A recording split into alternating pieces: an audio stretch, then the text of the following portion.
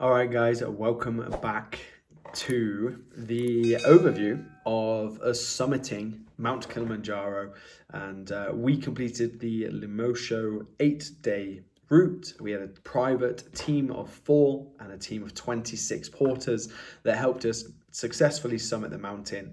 And it was a very tough but very rewarding trip. So what I want to do now is actually just give you an overview of those 8 days. I've already done a video on a lot of the details, which you can check out, I don't know, in one of these corners somewhere, that you can check out the details of the trip. But I wanted to break down now each day and just talk about some of our experience in going through it. So the Lemosho route, why did we pick this route? Ultimately, because it had the highest success rate for completion.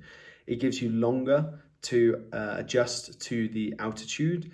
Plus, ultimately you're spreading that workload out across multiple days compared to cramming it into the very popular 5-day route. Now, we had a lot of people in the 5-day route overtake us on the walks, and they were huffing and puffing and looked pretty uncomfortable. Whereas for us, the Lemosho route, we were going poly, which means slowly.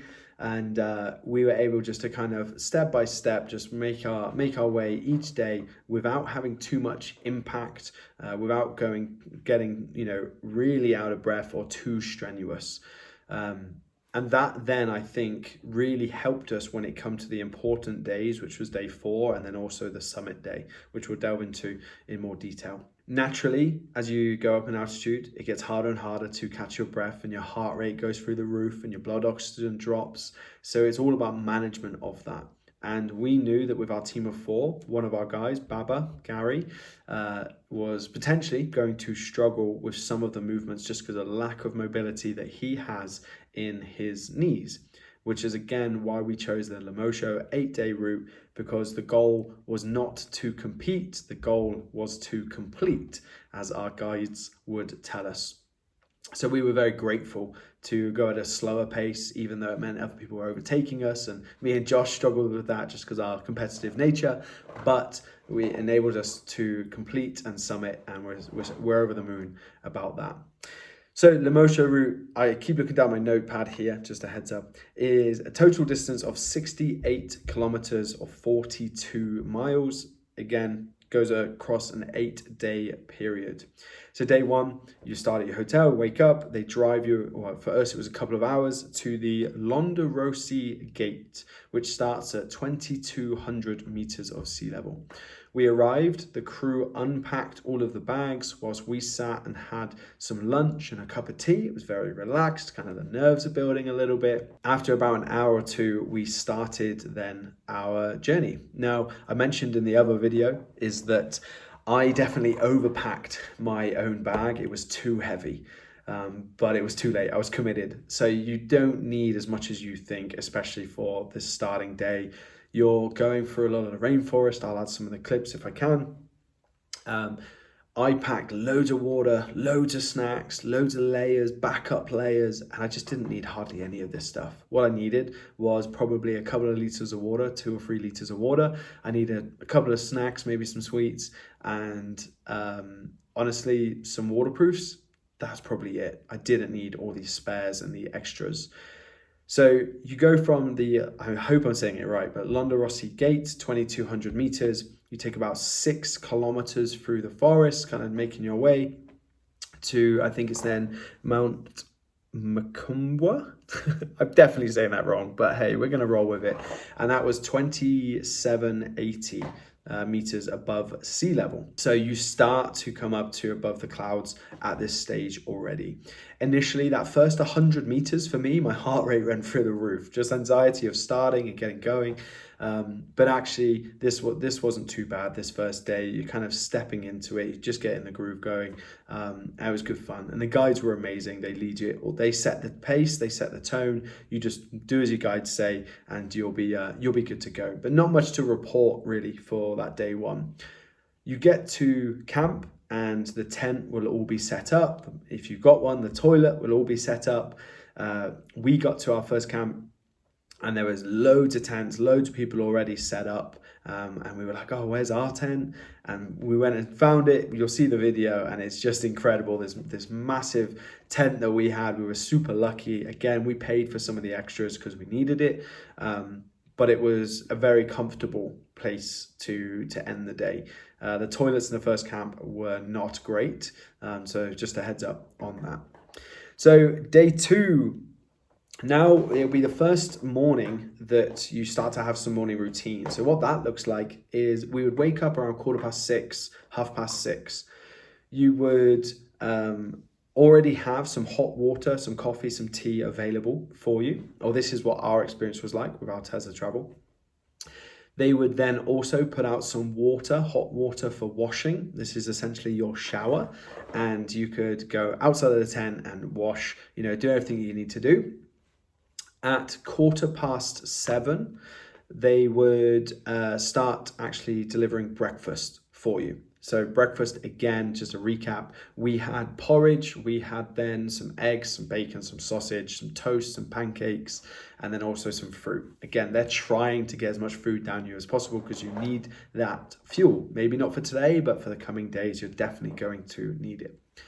After breakfast, we would do a medical check with our head guide. He would come and check on all of us, make sure everything was good. We would then ensure that we're all packed, ready to go. And we would aim to take off before 8:30. Most days we were setting off around 8:15 to start the day of hiking.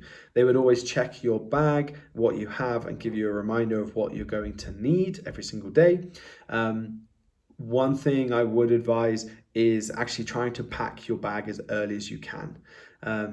That helped us towards the end, is having your bag pretty much ready to go all the time.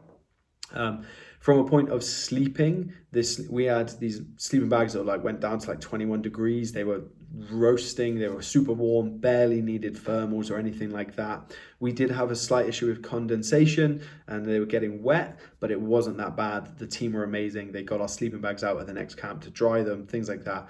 Was no issues. A little cramped being in 2 people in each tent. Me and Steve shared, and then Josh and Baba shared. But again, no real issues. So we go through the morning routine. We start day 2, and here we're going from the Mount Kilimanjaro.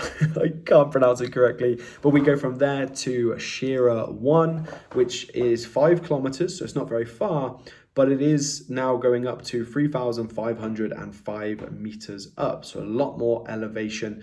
I can't remember exactly the times for how long all of these things took us. Unfortunately, I don't have all of those notes because my iPad, my Remarkable 2, broke, unfortunately, but hey, this was our first exposure to some of the new altitude. So the whole time you're noticing these changes in your heart rate. If you were to do anything really fast, you notice it a lot. So actually, pretty much trying to stay in control of your heart rate. It sounds really silly, but is really important at this stage because otherwise you do go lightheaded, tired, exhausted, really, really quickly.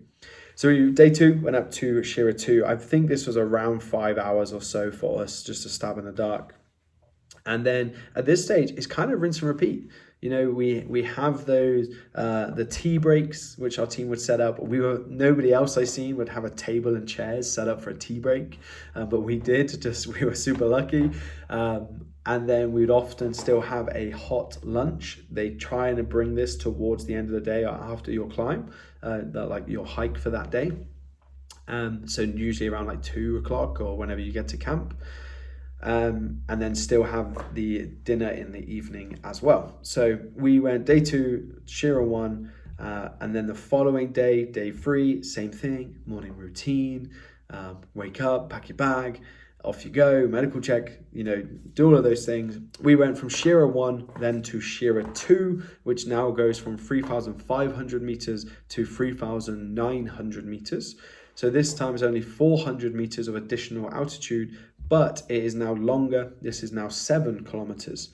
Again, probably took us anywhere between 5 or 6 hours, not anything strenuous, like too strenuous in the nicest way, just covering a bit of distance, getting used to some of the terrains. You're now out of the forest, you're starting to be a little bit more exposed, a little bit more open. I remember having some amazing, amazing views. You start to see Kili, you start to see all of this stuff opening up, that was a really, really cool day. We were super fortunate with the weather as well. The sun was always up.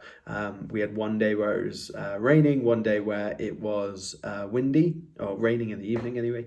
But other than that, we were super, super fortunate. So day 3, at this point, you're starting to get into routine. You know what you need in your bag. You realize you don't need as much stuff. You start taking things out. The porters were incredibly helpful. You start packing a lot more stuff into your duffel. And yeah, we started to get into flow.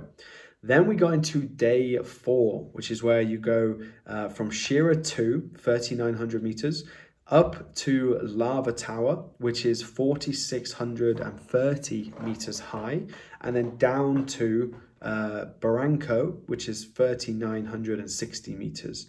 So this is about 12 kilometers. And I remember this in total took us around 9.5 hours. You do have a longer period for lunch at Lava Tower. So we had a hot lunch at Lava Tower. So I think from Shira 2 to Lava Tower, it took us about 5 or 6 hours. We then had that lunch. I think it was about 5 hours, sorry. We then had 1 hour lunch and then another 3.5 hours down to Barranco. This was tough. This was the first exposure to altitude. And I remember my heart rate being through the roof. You're a lot more exposed. The sun was out, a lot less oxygen. You know, this was the highest I'd ever been. And yeah, definitely started to feel the effects. And actually, when we was at the top, I tried to relax, tried to chill, tried to enjoy the lunch, but it was actually the decline from Lava Tower to Barranco, which I personally really struggled. And day 4 was one of the bigger challenges for me. I started to get really sick. And the altitude really heavily affected me. At this point, I was only on 125 milligrams of Diamox in breakfast and after lunch. And I probably should have been on a little bit more. So going down to Barranco, this was now, again, a 9.5 hour day. So quite a longer day, the longest we'd had by far so far. And this started to impact me a lot. I started to feel sick, vomiting, couldn't eat, couldn't barely talk to anyone. So yeah, that wasn't great. But we finally got to Barranco and it was sat down, everyone for dinner. We had some stunning views. I unfortunately couldn't eat. This point, I was really worried. I was like, if I'm going to be sick, I know that the guide's going to turn me away and send me home, which I did not want at any point. Tried to have a little bit of food, no chance, almost instantly vomited. So at this point, headaches, migraines, all kicking in. It was very uncomfortable. That was a real struggle. But my guides, Weiss and Osman, were super relaxed. They were like, no problem, go get some sleep. We'll see you tomorrow. And that was kind of it. And I took some paracetamol, went to sleep, woke up the next day, and I was all right. But it was that first sign of like, okay, this altitude is real. There's no way getting around it. So I had to be super conscious there. So next day, again, woke up feeling good, but day 4 was a challenge going up to Lava Tower and back down. Poly, going nice and slow, really helped. So after that, we are now at Barranco Camp, and day 5 is a big day. This was possibly one of my favorite days. This is now where we start to climb the Barranco wall, and we go from Barranco to Caranga, which is, it's not a huge amount of elevation. I think it's 3,960 meters to 4,000 meters, 4,000 just over. And I may be getting some of this stuff wrong, guys. This is just like, most of it, this is from memory and some notes, but climbing the Barranco wall there was a challenge. It was definitely a challenge for a lot of people. And Baba Gary, this was, one of his biggest fears was, your poles are in your backpack and you're on all fours climbing up. But this was a lot of fun. The guides were amazing. They showed us where to place our hands, where to place our feet. They looked after us the entire time. They even carried some gear if we needed it as well. But this was a really fun day. And I really enjoyed that Barranco wall climb. But you know, some exposure to climbing would probably help for some people. But again, the guides were amazing. They look after you from the whole time. So this one was only 5 kilometers, I think, this day, but it also presented us with some amazing views, some new challenges. And again, I'll try and put up some clips here. So after that, we went from Karanga, day 6 now, to Barafu, which is 6 kilometers and an additional 600 meters. So you're back up towards that 4,640 meter mark. So roughly in lines with Lava Tower. And this, I think, was only a 4 or 5 hours for us. And this now is the final preparation before the big day, summit day, the following day or evening, however you want to look at it. So we got to camp, I think, around 1 p.m., maybe 2 p.m., somewhere around there. And the guides pretty much just instruct you to go to sleep. It's like 2 p.m. They're like, you have some hot lunch, and they're like, right, go and get as much sleep as you can, and we will see you at 11 p.m. To eat dinner or breakfast, however you want to look at it. So by this point, you know, you're pretty tired. You've had a good few days in a row of working your way through all the mileage that you need to do and the climbs and the ascents, things like that. You're pretty tired anyway. So we probably each got 2 to 4 hours of sleep from 2 p.m. or 4 p.m. I think it was, to 11 p.m., which is when you wake up to then have dinner. And that wasn't too bad. Then you start summit day. So in that transition from day 6 to day 7, this is the big day. This is what everything's been leading up to. You have the option, you can either have dinner at like 11 p.m. or you can wake up earlier, I think it was, and have breakfast. I can't remember exactly what we done, but I think we had dinner at 11 p.m. So yeah, one of the porters comes around, wakes you up, 11 p.m., right? Time to go, summit day. You wake up, you force some food down, and then you start packing on the layers, because you're starting the walk at midnight to go from Barafu, 4,600 meters, up to then, I don't know how to pronounce it, Uhuru Peak? I don't know if that's right, but the summit of Mount Kilimanjaro. So you need all the layers. All the layers. So I think I wore 2 pairs of socks. I wore 2 pairs of thermals, fleece-lined trousers. I also put waterproofs on top for the trousers. I didn't need the waterproofs, but hey. I then wore a heavy thermal fleece layer, a long-sleeved, a base layer, a long-sleeve base layer, a hoodie, and a soft shell jacket. And then I also still had my summit coat there too. That was the layers that I wore for summit, and I had those on from the start. I actually didn't have the hoodie on at the start, but then as we rose, I put the hoodie on. So you pack your bag. Again, you'll need more snacks for summit day. Energy gels, protein bars, things like that. You need quite a lot of these sweets, stuff the guides, chuck all that in. Again, the guides will carry water for you. They will carry thermals because your camelback will freeze. Mine did. But they will carry some hot water and things like that for you too. So that was super, super useful. I also wore 2 pairs of gloves. I had thin layer gloves that I started with. After a couple of hours, I put my thick layer on top as well for the summit day. So you start the summit at midnight. We started around 20 past 12 in the morning, I suppose, and head torches on and off you go. Now, not gonna lie, summit day was really tough. Really tough. I've been very fortunate, done lots of travels, lots of trips, lots of challenges, but this was very unique. It was such a long period of time. It took us about 7.5 hours to get from the Barafu camp up to the summit, and not gonna lie, I was definitely nauseous, sick. I felt like lack of energy, definitely felt the effects of the altitude more than anything. Physically, body wise, muscles, things like that weren't too bad for me personally, but the altitude was definitely a big factor, and also affected some of our other guys. But the climb wasn't too bad. There is some technical stuff at the start, but other than that, you just zigzag, slowly, just non-stop to go to the top. Our porters were incredible with advice, coming in, checking on us, giving us snacks, water, things like that.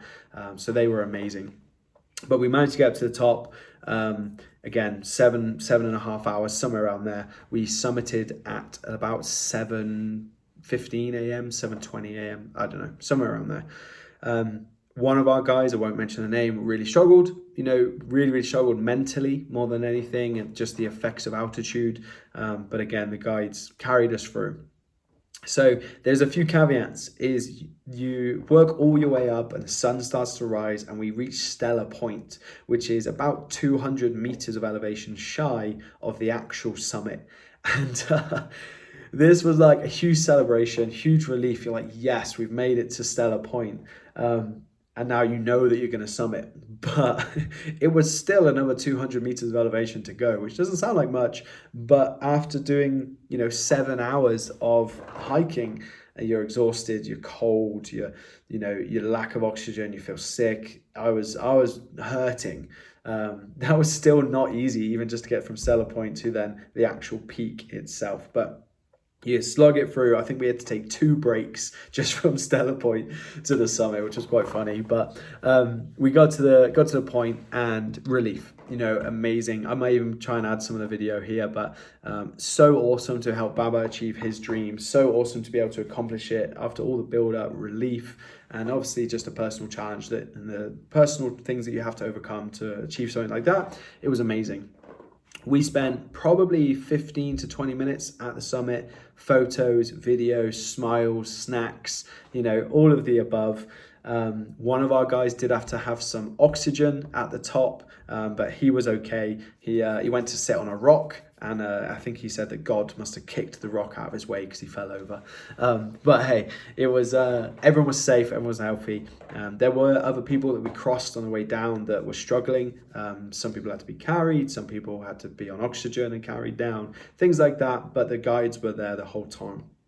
So we finished the peak around 7:30, let's say, and then we started our descent around 8 a.m. And I'm starting just to throw some of these numbers out, but by this point you're tired, but you know that you need to get down. And the actual descent was pretty tough.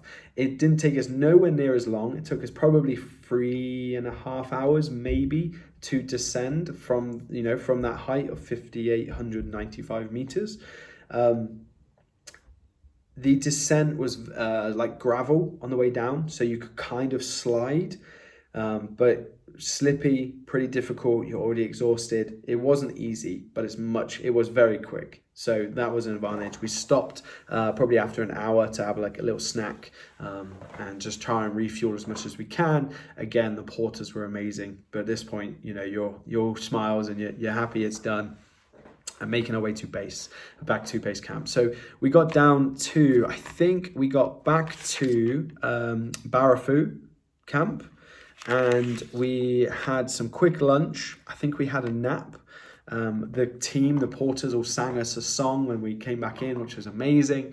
By this point, you're exhausted, but that was some of the highlights for me, was the team singing, the porters singing and congratulating us, and giving us the blessings. That was amazing. So we took a little break, and then you carry on your descent down to the Millennium Peak, or Millennium Camp, which is 3,820 meters. It was about 15 kilometers that we cover in this day. You get to camp, you're still kind of riding that high. That walk down to the camp wasn't too bad, but it's just a bit of time. It's 2-3 hours. You have some dinner, and then you crash and you sleep, and you sleep good. Wake up the next day, now day 8, and you start to make your way. Same morning routine as usual. The camp again, the porters said their goodbyes, sang us some songs, which was amazing. And you now descend from 3,820 meters all the way down to 1,650 meters. I think this took us like 5 or 6 hours. It's not too bad. It's not too technical on the way down. It's just quite long, but you're on the home straight. So no complaints. Back through the forest, back through the clouds, which is kind of crazy. And then when you eventually finish that part, you get down and you're greeted by some buildings that you haven't seen for the first time, like you haven't seen for a while. And we then I think we had like some chicken and some chips and some veg, and there were some beers, some soft drinks, some waters. you do want to have some cash on you. You don't need much, $10 or $20, because there will be people that at the bottom of the mountain will actually clean your shoes for you for $2 a piece, which was amazing. But we chilled out there. The first time you get Wi-Fi in a little while, you can check in with the family, stuff like that. And then after a little while, our team would transport us back to our hotel, where we would again, say goodbye to some of our team, some of our guides. We would get given congratulations medals, get given a certificate, which was super kind. And then we would actually share the tips that we are giving to the guides and to the team. And we collect all of our equipment, everything back from the hotel, give them back some of the stuff that we didn't want, shower, change, to the bar, have some food, a few beers, and spend the evening reminiscing and laughing and just celebrating that the trip was done and that we were successful. So again, we went with Alteza Travel. They were incredible. Best equipment, best guides, best tents, looked after everything. They were amazing. So I'll make sure their links are down below. Overall, an amazing experience. I got to experience more time with some of my friends, help my best friend father complete his dream. What's not to like? But I hope that this has been valuable for you. I am going to wrap this up because I do have to check out of my hotel in just a few minutes. But if this has been valuable in any way, please do like, subscribe. More adventures, more videos to come. If you've got questions, just put them in the comment box down below. But appreciate you watching this video and coming along the journey with me. And I'll speak to you all very soon. Take care. Bye-bye.